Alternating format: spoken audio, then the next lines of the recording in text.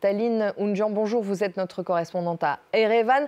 Alors qu'est-ce que cette décision va changer pour cette adhésion va changer pour l'Arménie?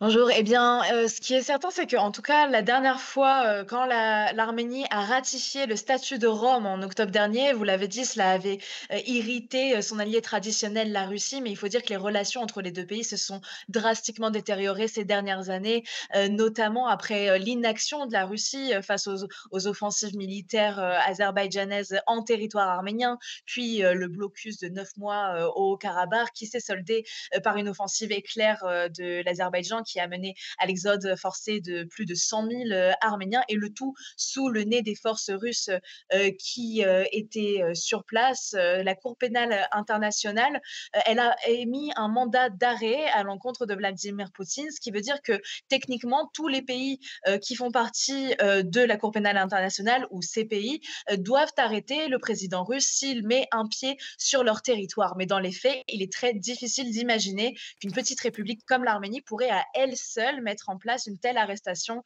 d'un chef d'État d'une nation voisine, une puissance nucléaire qui plus est, qui est leur allié. Il y a aussi l'existence d'une loi internationale qui permet de protéger une immunité pour les chefs d'État en exercice. Donc l'Arménie pourrait l'utiliser pour éviter d'avoir à mener à une arrestation du chef de l'État russe. Mais donc voilà, Yerevan espère surtout qu'avec cette adhésion, elle pourra avoir une protection supplémentaire contre son voisin azerbaïdjanais avec qui les conflits s'enchaînent depuis les années 90, et que cela pourrait peut-être lui permettre de lancer des enquêtes à l'encontre de l'Azerbaïdjan pour des accusations de crimes de guerre commises par Bakou, des accusations que l'Azerbaïdjan réfute.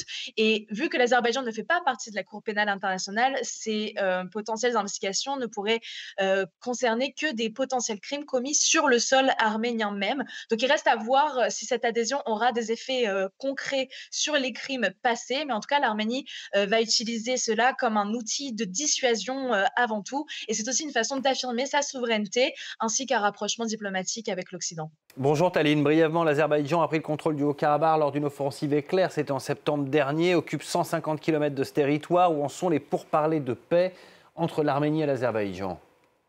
Eh bien, c'est pour parler de paix, ils avancent, très lentement. Il y a des commissions, qui continuent de s'enchaîner pour essayer de faire une démarcation, de la frontière, c'est surtout sur ce point-là que le processus de paix bloque, car, l'Arménie craint, des avancées, des incursions militaires nouvelles, en territoire arménien. Le 13 janvier dernier, on entendait dans une interview le président azerbaïdjanais Ilham Aliyev, qualifier, la ville de Yerevan comme étant historiquement, azerbaïdjanaise. Donc ce sont, des craintes de nouvelles avancées en Arménie même de la part de l'Azerbaïdjan, certaines régions qui sont qualifiées par le président Aliyev de Azerbaïdjan occidental. Donc voilà, des craintes.